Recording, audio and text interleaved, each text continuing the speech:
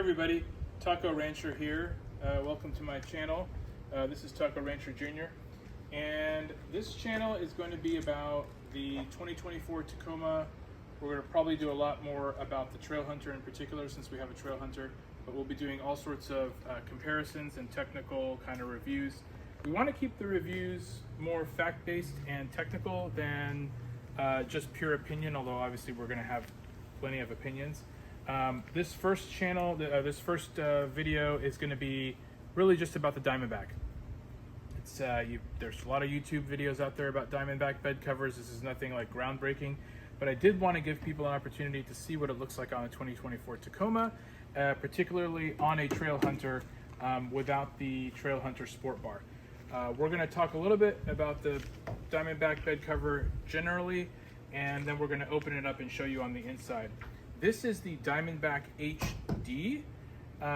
It is the more heavy duty version. There's also an SE, which I can talk about for a minute, but this one has 12 cleats that come only on the HD. They're heavy duty, obviously. You can strap tie downs to this. The bed cover itself can take 1,600 pounds of dynamic load, meaning while you're moving with things strapped to the cleats, and it can take 2,000 pounds of static load, which exceeds the capacity of the truck.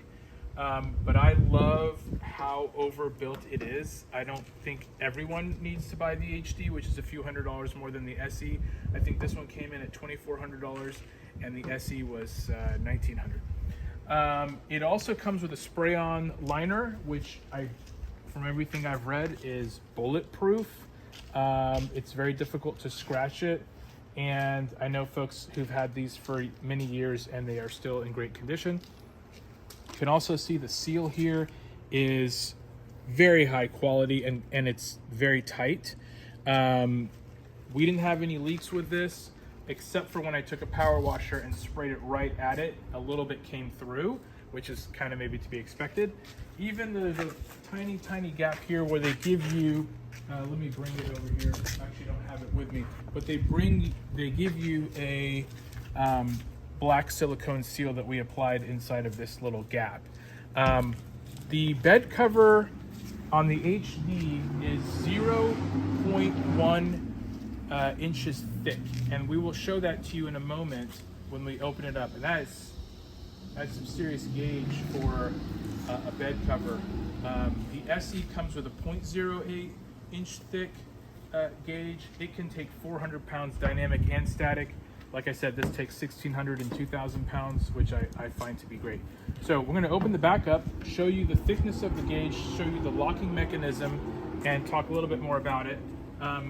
These two locking mechanisms, there's a key. You can basically lock and unlock it. And from what I understand, they are very, very secure and extremely difficult to infiltrate. So notice the smooth operation of opening. These are two gas shocks. They're quite nice.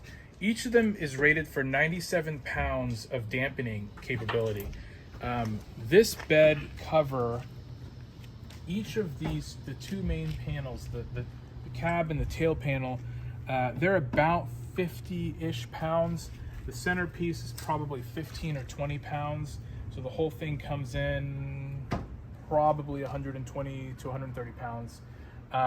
So even if you were to remove one of these gas shocks, which you can take them off, you can pop them off if you want to fold this thing back. One of them alone could handle this 50-pound panel. With both of them, it's really nice, really smooth operation. Let's go ahead and open this up. Taco Rancher Jr., can you show us the thickness of this gauge here? Just put your finger there for comparison and take a shot from the side. It's quite thick, as I said, 0.1 inches thick, and that goes up all the way around here. You've also got 7 of these cross members, which are welded and provide additional structural rigidity. You can see over here where the cleats are bolted in. They are very, very heavy duty. And let's go ahead and show the locking mechanism. These are rails that that go inside of here. This particular piece goes into the bed rail, and in the front, these components here go into the bed rail directly. So let's go ahead and show how it closes. You can see it's extremely secure. I mean, this is not going anywhere. This is quite nice. I will mention, if your goal is to put things in the back of the bed that are tall and are going to require this use of the center of the bed, I would steer you away from this cover, because this is a little bit of a pain to remove. And I think once you form the seal, there's 4 clamps, 2 on the side and 2 on the other side. You don't really want to take it off. I would go to maybe a tri-fold cover. One thing I will also mention, when you install this bed cover, there are shims that you have to install underneath this bed cap to make sure that there's rigidity underneath here, so that when you clamp this down, you don't get any deformation of the bed cap.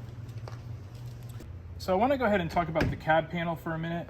As you can see, it's got 2 panels that open up like a clam. This cab panel, we installed something underneath it, but let me first show you how it opens up. It opens up slightly differently from this other side.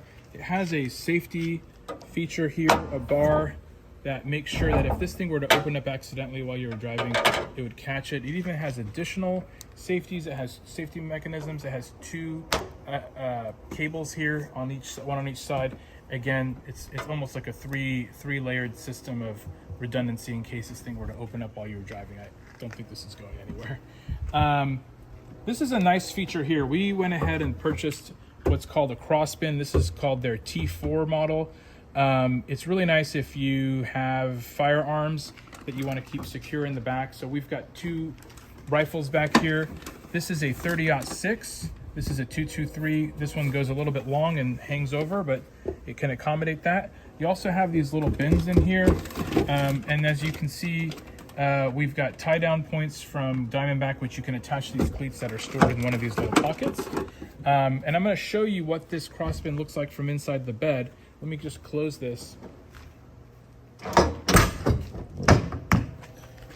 From inside the bed, you can see it doesn't actually take a lot of space. It doesn't really consume that much of the bed. You can see it down here. It's about 4 inches deep in the middle and about 8 inches deep on the side. So you got plenty of space for whatever you need to put in your bed. Things like an umbrella. So go ahead and close this up. What I want to do now, actually, let me close it this way. What I want to do now is just talk a little bit about how it looks. I think it looks amazing. It's beefy, but it's not overstated either.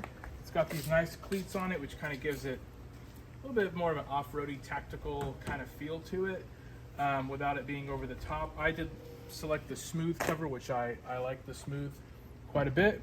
Now remember, this is a Trailhunter. Typically would come with an ARB sport bar. We've removed that. We're probably going to sell it. I liked that kind of the look of the Trailhunter with the sport bar. I thought it looked cool. Some people like it, some people don't like it. I thought it looked really cool, but it was really hard to figure out how we could get the full use of the bed with the sport bar. So we decided to take it off and put the Diamondback instead. Let's take a quick spin around the truck just so you can see what a Trailhunter looks like with a Diamondback. I think it looks good. It gives it kind of a balanced look. It's not super thin. It kind of comes up above the bed, which gives it a little bit of kind of a 3-dimensional kind of meaty look to it that you can just tell it's substantial, and I kind of like that. It complements the Trailhunter well with the wide fenders. It just goes with the black pretty much perfectly. Looks like it almost came OEM this way. You come around the truck, obviously you've got the Trailhunter badge and the snorkel. You can still see that it's a Trailhunter. It just doesn't have the ARB sport bar. You come around.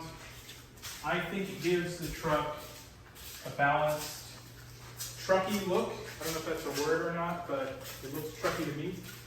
And we really like it. We're going to be using it quite a bit. hunting, taking the family out to the property, and just protecting what's inside the bed. It's pretty much as waterproof of a bed cover as you're going to find, unless you take a power washer right to the seam, which is what I did earlier today. Even then, only a few drops came in. When it rains, even heavy rain, it's pretty much going to be dry on the inside of the bed. Love it, love it, love it. It's a very high quality product. There's no corners cut on this product in terms of the finish, in terms of the strength, in terms of the quality.